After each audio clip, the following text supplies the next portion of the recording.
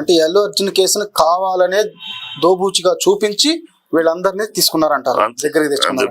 చూపించి ఏ 11 గా ఉన్న అల్లు అర్జున్ అరెస్ట్ చేయడం ఏంటి? ఏ 1 నుండి ఏ 10 వదిలేసి? అదే చెప్తాను, కక్షసారి మీకు ఏది అతను పెట్టుకున్నాడు, తన మీద అవకాశం కోసం ఎదురు చూస్తున్నాడు, అవకాశం కుదిరింది, అనుకోకుండా యాక్సిడెంట్ అయింది. అక్కడ ఆ యాక్సిడెంట్ తనకు సంబంధం ఏముంది? తనను తీసుకెళ్ళి అతనే దోషి, అతని వల్ల చచ్చిపోయిందండి. ఇప్పుడు ఏముంది, మొత్తం విచారణ అయినాక బౌన్సర్స్ తప్పు అంటున్నా. బౌన్సర్స్ తప్పు అన్నప్పుడు మరి ఆ రోజు ఇతను అరెస్ట్ ఏంటి, కేసు ఏంటి? దిల్ రాజు గారు చైర్మన్ గా వెళ్ళి ఒక 2 కోట్ల రూపాయల వరకు వాళ్ళ భర్తకి ఇచ్చి అది కేసును విత్డ్రా చేసి దిల్ రాజు చేతుల మీద ఇప్పించారు. ఆయన డబ్బు అయింది కాదు, 50 లక్షలు సుకుమార్ ప్రొడ్యూసర్ 50 లక్షలు, ₹1 కోటి అల్లు అర్జున్. ఈ 2 కోట్లని ఒక కార్పస్ ఫండ్ గా వేసి దాని మీద కార్పస్ ఫండ్ అలాగే ఉంటుంది పిల్లడు పెద్ద అయ్యేదాకా. ఈ లోపల ఫండ్ మీద 50-60 వేలు మంత్లీ వస్తాయి. కార్పస్ ఫండ్ అంటే ఇంట్రెస్ట్ వస్తుంది, 2 కోట్లు 2 లక్షలు వస్తుంది, 2 లక్షలు లక్ష పైన వస్తుంది. లక్ష పైన వస్తుంది. ఆ లక్ష పైన వచ్చేటప్పుడు రోజు నెలవారీ అతనికి, ఆ పిల్లాడికి చిన్న పిల్లాడికి ఇంకా 2 కోట్లు ఉంటుంది. అవసరమైనప్పుడు ఏదో డిగ్రీ చదివి ఏదో కాలేజీ దీనికో MBA డాక్టర్ చదవాలను కూడా అప్పుడు బట్టి పరిస్థితి ఇంకా కావాలంటే కూడా చేస్తామని చెప్పారు. ఇది only corpus fund daily living కి, మంత్లీ ఎత్తుక్కోకుండా, నెల అయితే డబ్బులు ఎత్తుక్కోకుండా. వాళ్ళ నాన్న కేవలం 30,000 జీతగాడు. ఇవాళ ఈ పరిస్థితిలో తల్లిని పోగొట్టుకుని పాపం అతను ఉద్యోగం కూడా చేయలేడు. సో అతనికి అండగా ఉంటామని మొత్తం చెప్పారు. అండగా ఉంటాం, ఈ డబ్బులే కాదు ఇంకా పిల్లాడికి ఏం కావాలన్నా ఆ కుటుంబానికి అండగా ఉంటామని చెప్పారు. ఇంకేం కావాలి దాంట్లో కన్నా మానవత్వం ఇంకేముంది?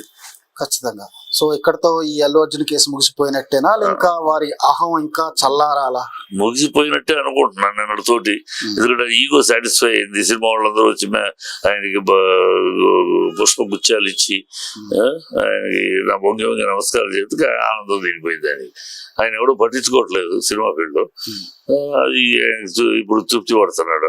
ఈగో సాటిస్ఫై అయితే ఇక మాట్లాడడం అనుకుంటా. ఇంకా ఎందుకంటే ఇప్పటికే అల్లరి పాలు అయిపోయింది. అర్జున్ విషయంలో ప్రభుత్వాన్నే తిడుతున్నారు అందరూ, రేవంత్ రెడ్డినే తిడుతున్నారు. ఎవరు కామన్, ఆయన తెలిసిన వాళ్ళు తెలియనాడు కానీ కామన్ పబ్లిక్ ఇదేం పని పాప, అతను వాళ్ళ హస్బెండే చెప్తున్నాడు ఆయనకు సంబంధం లేదని. చనిపోయిన రేవతి యొక్క హస్బెండ్ ఆయనకు సంబంధం లేదు పాపం అని చెప్తున్నాడు. ఆయనకి 13:03కి చనిపోతే 10:45కి చనిపోయారని అది ఆయనకు చెప్పామని పచ్చబద్ధం ఆడుతున్నారు.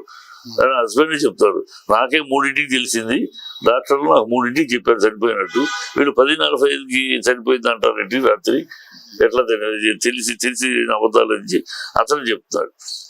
ప్రజలకు అర్థమైపోయింది ఇన్ని పచ్చబద్ధాలు ఆడుతున్నారు అని చెప్పి సాక్ష్యం.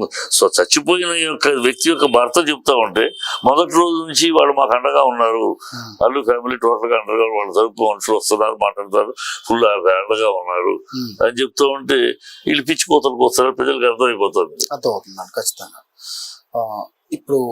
ఇప్పుడే తెలిసిన వార్త ఏంటంటే చిత్ర పరిశ్రమ నుంచి ఆంధ్రప్రదేశ్ ప్రభుత్వ పెద్దలను కలవటానికి వెళ్తున్నారని తెలిసింది. అది ఎంతవరకు నిజమండి?